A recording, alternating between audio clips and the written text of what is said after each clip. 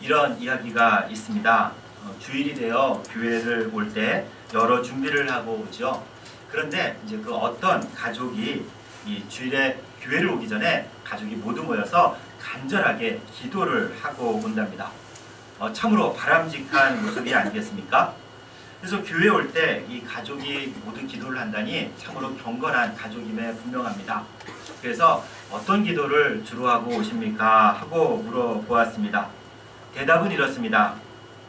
좋은 자리에 차를 빼기 좋은 곳에 주차하게 해달라고 하면서 하나님께 기도하고 온답니다.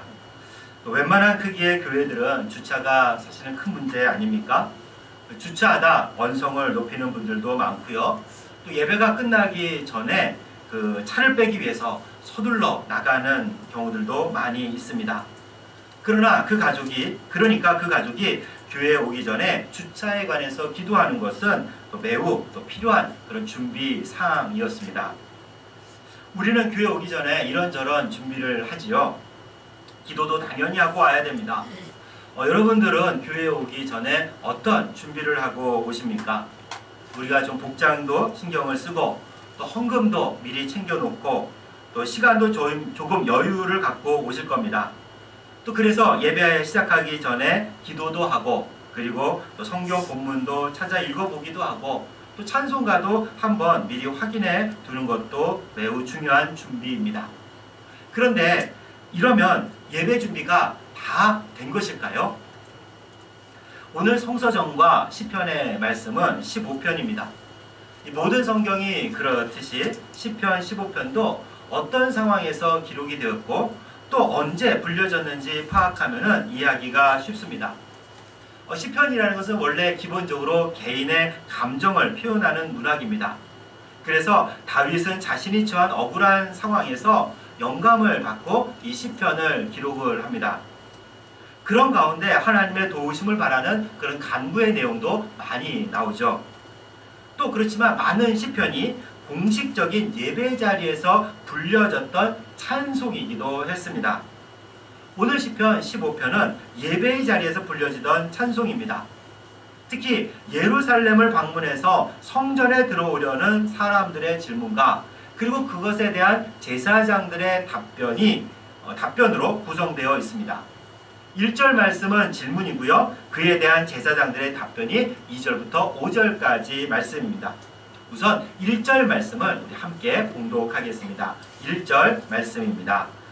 여호와여 주의 장막에 머무를 자 누구오며 주의 성산에 사는 자 누구오니까.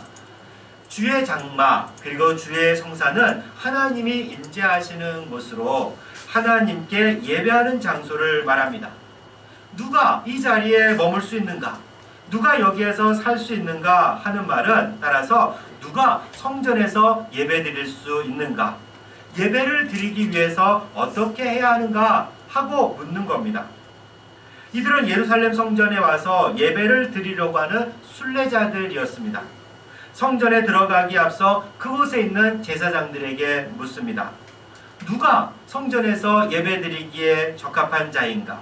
예배 드리기 위해서 어떤 준비가 필요한가? 하고 묻고 있습니다.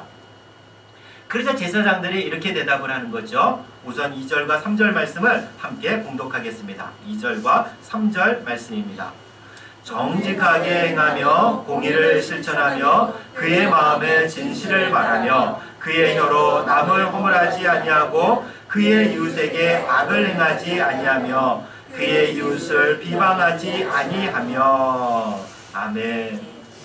정직, 공의, 진실 그리고 남의 허물을 들추지 않고 이웃에게 악을 행하지 않고 비방하지 않는 사람이 예배에 적합한 사람이다 라고 말을 합니다. 여기서 제사장이 이렇게 말하지 않는 점에 주의하십시오. 즉 제물을 가져온 사람은 예배 드릴 준비가 된 사람입니다. 예물을 가져오지 않은 사람은 돌아가십시오. 이렇게 말하지 않았습니다. 오늘날로 말하자면 헌금을 가져온 사람들은 들어오고 안 가져온 사람들은 예배를 드릴 수 없습니다. 이렇게 말하지 않았다는 겁니다. 또 신분이 높은 사람만 들어오고 노예나 종은 돌아가라 라고도 하지 않았습니다. 남자는 들어오고 여자와 아이는 가라 라고 하지도 않았습니다. 성전에 들어가서 예배 드릴 수 있는 사람은 이렇게 무엇을 가졌는가, 그리고 돈이 많은가, 신분이 어떠한가, 인종이나 성별은 어떠한가에 따라 이루어지는 것이 아니었습니다. 물론 이 시편이 기록되고 불려졌을 때 성인 유대 남성들은 성전에서 갈 수 있는 곳과 또 이방인들이나 여인들이 성전에 머물 수 있는 것은 조금 달랐습니다. 그러나 그러한 구분이 처음부터 예배 드리는 것을 원천적으로 봉쇄하지는 않았습니다. 단지 예배 드리기에 적합한 조건으로 개인적으로 정직하게 사는지, 그리고 공의로운 삶을 살고 있는지, 신뢰할 수 있는 진실함이 있는지를 묻습니다. 그리고 이런 덕목들은 적극적으로 해야 할 일이라면 하지 말아야 할 것들도 있어요. 바로 3절 말씀이 이런 의미인데, 말로 남의 약점을 들추지 말아야 됩니다. 요즘 젊은 친구들이 쓰는 말로 하면 지적질을 하는 거겠죠. 특히 다른 사람의 약점, 아픈 점, 약한 점을 들추지 말라는 뜻입니다. 또 이웃에게 나쁜 일을 하지 말고 이웃을 비방, 즉 거짓 증거하지 말라는 뜻입니다. 그리고 이어서 4절과 5절에서는 하나님과의 관계, 그리고 이웃과의 관계에서 해야 할 일과 하지 말아야 할 일을 말하고 있어요. 우리 4절과 5절 말씀을 함께 봉독하겠습니다. 4절과 5절 말씀입니다. 그의 눈은 망령된 자를 멸시하며 여호와를 두려워하는 자들을 존대하며 그의 마음에 서원한 것은 해로울지라도 변하지 아니하며 이자를 받으려고 돈을 구워주지 아니하며 뇌물을 받고 무죄한 자를 해하지 아니하는 자이니 이런 일을 행하는 자는 영원히 흔들리지 아니하리이다. 아멘. 이 망령된 자, 즉 하나님을 두려워하지 않는 자를 말하는데, 그러면서 하나님이 없다고 말하는 자입니다. 이들은 일면 자신감이 있어 보이기는 하지만 결국 교만이라는 죄를 짓고 있는 사람들입니다. 이들을 본받지 말라고 말씀합니다. 또 반대로 여호와를 경외하는 사람들은 겸손한 사람들인데 바로 이들을 존경하고 본받으라고 말씀합니다. 그리고 서원한 것, 즉 약속한 것은 꼭 지켜야 합니다. 특히 하나님과 한 약속이라면 더더욱 그래야 하겠죠. 5절 상반절은 이웃에게 돈을 빌려줄 때 이자를 받지 말라고 합니다. 또 뇌물을 받고 죄가 없는 사람을 못살게 굴지 말아야 되죠. 이것은 돈 거래에 관한 이야기라고 할 수가 있는데, 돈 거래는 매우 조심해야 되는 것입니다. 더욱이 친구 간의 돈 거래나 성도들끼리의 금전 관계는 안 하는 것이 좋습니다. 이런 말도 있지 않습니까? 친구와 또 돈 거래를 하게 되면 친구도 잃고 그리고 돈도 잃는다라는 말이 있습니다. 성도들끼리도 마찬가지입니다. 아니 그래도 어려운 친구를 도와야 하지 않습니까? 그렇죠. 도와야죠. 아니 그럼 어떻게 하란 말입니까? 하고 좀 헷갈리실지 모르겠는데요. 제 개인적인 생각으로는 만일 경제적으로 힘들어하는 친구나 그리고 성도들이 있다면 받을 생각하지 말고 도와주었으면 합니다. 그 돈을 돌려받을 생각으로 빌려준다고 생각하면 사실 상처받기가 쉽습니다. 그러니까 누군가를 도와준다고 할 때 그냥 주십시오. 그러면 그것이 하늘의 보화를 쌓는 것이기도 하고요. 하나님께서 반드시 갚아주실 겁니다. 또 뇌물을 주고받는 것도 정말 삼가해야 하는 일이죠.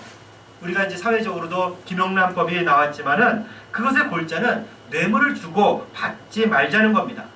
그리고 그로 인해 생기는 부정청탁을 하지 말라는 거죠. 그런 부정청탁으로 정당한 기회를 박탈당하는 사람이 있고요. 기업은 부실해지고 경쟁력은 사라지기 때문에 이 뇌물이 나쁘다라는 겁니다. 그리고 5절 후반절은 결과라 할 수 있습니다. 위에서 말한 그런 일들을 행하는 사람들은 영원히 흔들리지 않는다고 하면서 오늘 시편은 끝을 맺고 있습니다. 오늘 본문 내용을 우리가 이렇게 함께 살펴보았는데, 우선 이 말씀은 구원의 자격 그리고 또는 구원의 조건을 말하지 않습니다. 다시 말해서 우리가 정직하고 또 공의를 실천하고 이웃을 비방하지 않고 하나님을 경외하고 이자를 받지 않아야 우리가 구원받을 수 있다는 그런 말씀이 아닙니다. 우리가 잘 알고 있듯이 구원은 오직 믿음으로 받기 때문이죠. 예수님이 십자가에서 내 죄를 위해 죽으셨다는 것, 그리고 그로 인해 내 죄의 값이 치루어졌다는 것, 예수님이 부활하셨듯이 나도 부활한다는 것, 그리고 무엇보다 구원은 하나님이 베푸시는 은혜라는 점, 바로 이런 것을 믿음으로 받을 때 우리는 비로소 구원을 누릴 수가 있는 겁니다. 내가 한 선행이나 그리고 내가 한 공의로운 행위로 또는 내가 드린 예배나 봉사로 인해서 우리가 구원을 얻는 것은 아니기 때문입니다. 그래도 또 한 가지 의문이 생깁니다. 아니, 도대체 이런 것을 다 지키는 사람이 어디 있는가? 그리고 이런 것을 다 지켜야 예배 드릴 수 있다면 예배의 자리로 나올 수 있는 사람이 얼마나 되겠는가? 정말 그렇죠. 정말 그렇습니다. 우선 저부터 이 자리에 있기 어렵지 않겠습니까? 이웃에게 이자 받지 않을 수는 있지만 이웃을 비방할 수도 있습니다. 100% 정직하기도 어렵습니다. 그리고 이런 것을 정확히 따져서 예배 드릴 사람을 찾는다면 이 자리는 텅텅 빌 겁니다. 아니, 이 자리뿐만이 아니라 전 세계 교회가 텅텅 비게 될 겁니다. 오늘 말씀은 이렇게 구원의 조건을 말하는 것도 아니고 또 예배 드릴 조건을 말하는 것도 아닙니다. 다만 그리스도인인 우리가 평일에 어떻게 살아야 하는가? 주일에 예배 드리는 자들이 평일에 무엇을 해야 하는가? 그리스도인들이 예배당이 아닌 삶의 자리에서 어떤 자세로 살아야 하는가? 바로 이 점을 말하고 있습니다. 사실 이것은 매우 중요한 문제입니다. 많은 기독교인들이 평일과 주일에 다른 모습을 보이기 때문입니다. 교회에서 배우고 익히는 대로 살지 않습니다. 요즘 뉴스 중심에 있는 분들 중에 적지 않은 분들이 기독교인이라는 사실이 이제는 놀랍지도 않습니다. 그럼에도 불구하고 제가 또 놀란 일이 하나 있는데, 요즘 새롭게 알게 된 사실 중 하나는 국정농단으로 구속되어 있는 차은택 감독도 무려 4대째 기독교 집안이라고 합니다. 기독교 방송에 나와서 간증도 했던 사람이에요. 열심히 기도하는 그런 사람이라고 합니다. 크게 쓰임받게 해달라고 정말 열심히 기도했다고 해요. 그러나 지금은 부정한 방법으로 부당한 이익을 챙기고 다른 사람들의 정당한 기회를 빼앗고 거짓말하면서 권력을 추구하면서 그런 삶을 살았습니다. 많은 그리스도인들이 평일에 이렇게 살고 주일에 교회에 나와 예배드립니다. 그리고 또 더 누구보다도 경건하게 예배를 드립니다. 헌금도 많이 하고 봉사도 많이 합니다. 그럼 다 괜찮을까요? 하나님이 원하시고 기뻐하시는 예배가 되겠습니까? 결코 그렇지가 않습니다. 그런 예배를 하나님이 원하시지도 않고 하나님이 기뻐하시는 예배도 아니기 때문입니다. 이렇게 주일과 평일이 분리된 채 살아가는 그리스도인들이 많습니다.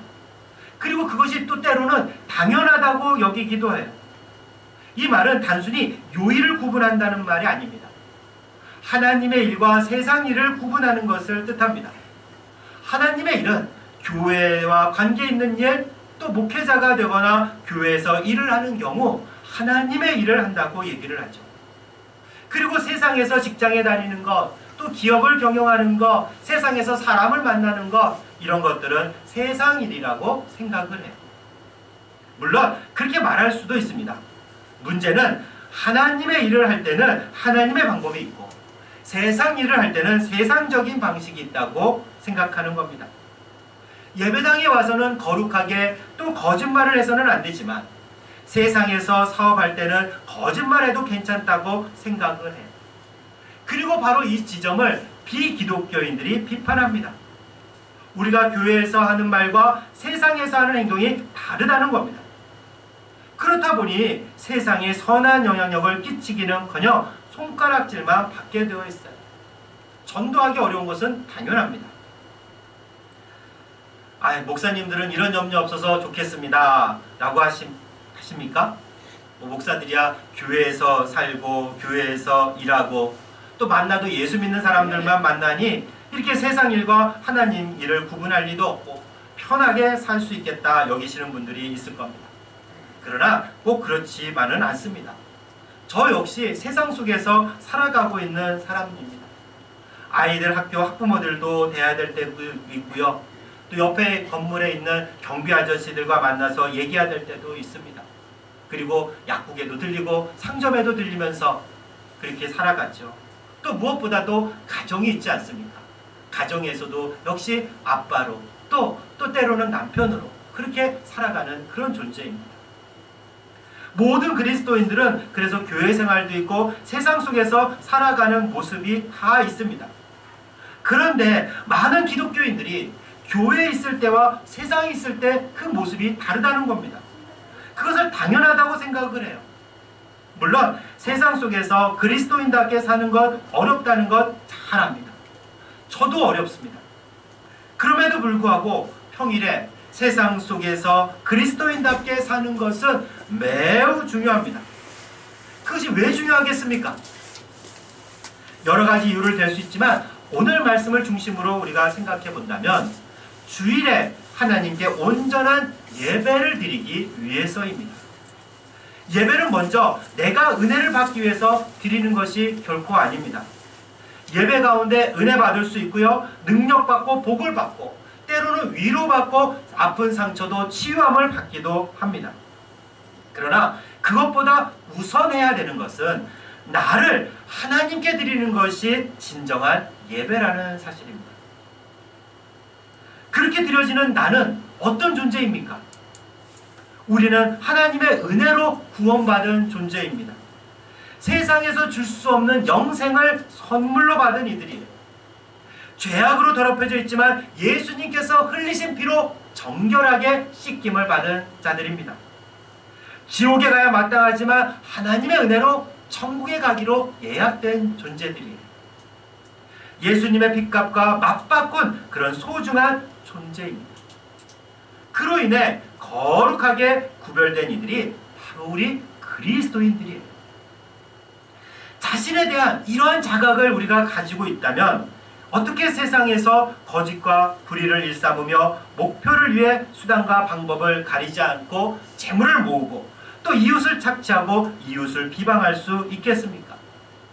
죄악거리를 일부러 찾으러 다니겠습니까? 적어도 의도적으로 그럴 수는 없는 겁니다.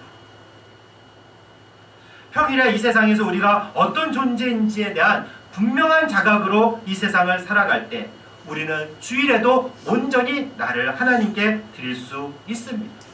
온전한 예배를 드릴 수가 있는 겁니다. 평일에 우리가 거룩하게 살아가야 하는 이유가 바로 여기에 있어요. 주일에 하나님께 예배하기 위해서 평일의 삶이 중요하다는 겁니다. 주일 예배를 준비하는 가장 좋은 방법이 무엇이겠습니까? 무엇보다도 평일을 거룩하게 보내는 겁니다. 그럼 그리스도인들은 평일에 세상에서 어떻게 살아가는 것이 거룩하게 사는 걸까요? 오늘 말씀을 다시 한번 보자면 이런 겁니다. 당연히 하나님의 말씀과 기도에 힘쓰는 삶입니다. 매일매일 경건의 시간을 가져야 합니다. 시간과 장소를 구별하여 하나님의 말씀을 읽고 묵상하고 기도하는 시간을 가져야 합니다. 그리고 큐티 시간이건 새벽 기도 시간이건 다 괜찮습니다. 그런데 이런 시간 없이 내가 평일에도 거룩하게 살 수 있다? 이거는 절대 불가능합니다. 거룩하게 살래야 살 수가 없어요. 말씀을 통해서 주님과 교제하며 자신을 돌아보고 그리고 그 내게 불리한 말씀일지라도 순종하는 훈련 없이 거룩하게 살 수는 없습니다. 오늘 시편 15편에 나오는 덕목들을 그냥 의무감으로 내가 그리스도니까 지켜야지 한다고 지킬 수 있는 것이 아니에요. 우리가 평소에 말씀을 읽고 묵상하면서 그리고 그 말씀에 순종하는 훈련을 통해 거룩한 삶을 살 수 있는 겁니다. 주일에 한번 교회에 나와 예배드리는 것으로 세상에서도 거룩하게 살 수 있다고 생각하면 착각입니다. 여러분들을 무시해서 드리는 말씀이 결코 아니에요. 저를 포함한 모든 인간들이 그렇게 생겨먹었기 때문입니다. 다음으로 그렇기 때문에 우리가 말씀과 기도로 평일을 살아갈 때 주일에 하나님께 온전한 예배를 드릴 수가 있는 겁니다. 다음으로 개인적으로 바르게 살아야 합니다. 오늘 말씀에 나오는 정직, 진실, 또 이웃을 해치거나 비방하지 않는 것 다 개인 윤리에 해당합니다. 평일에 거짓 없이 정직하게 일을 하고요. 또 이웃을 진실하게 대할 때 건전한 예배를 드릴 수 있는 겁니다.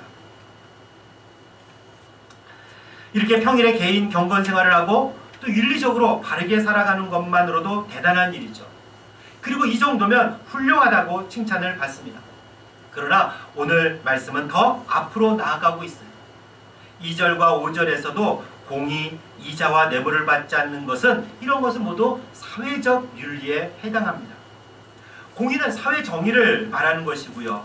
이자를 받지 말라고 하는 것은 이 사회에서 어려운 이웃을 섬겨야 한다는 뜻입니다. 또 뇌물을 받지 말라는 것은 공정한 사회를 만들기 위한 필수적인 사항입니다. 이런 것을 통해서 세상을 좀 더 아름답게 그리고 좀 더 살만한 세상으로 만들 수 있기 때문이죠. 우리 그리스도인들에게는 바로 그런 책임도 있는 겁니다. 그리스도인들은 평일에 이렇게 세상을 아름답게 만들 수 있는 사람들인데 하나님은 바로 이런 사람들의 예배를 기쁘게 받으십니다.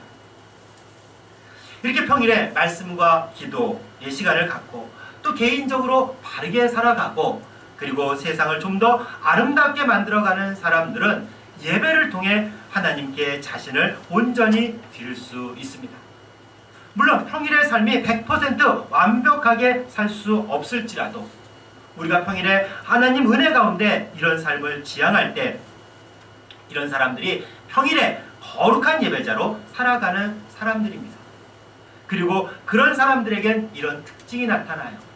5절 후반절에서 이렇게 증거합니다.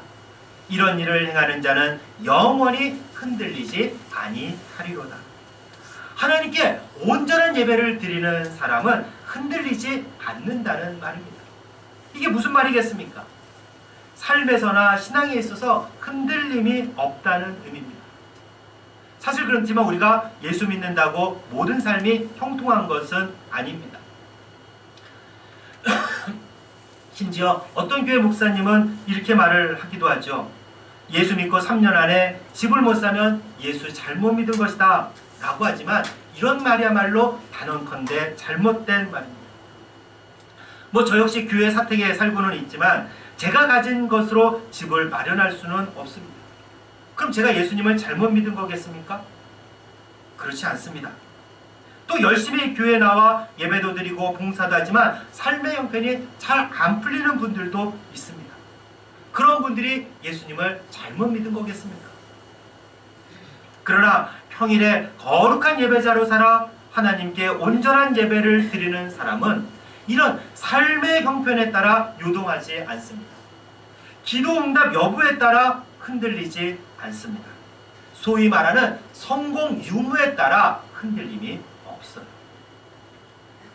사랑하는 교회 여러분, 가장 좋은 예배 준비는 평일에 세상에서 거룩한 예배자로 살아가는 겁니다. 어디서나 언제나 거룩한 예배자로 살아 하나님께 온전히 나를 드리고 또 흔들림이 없이 살아가는 여러분과 제가 되기를 주님의 이름으로 축원합니다.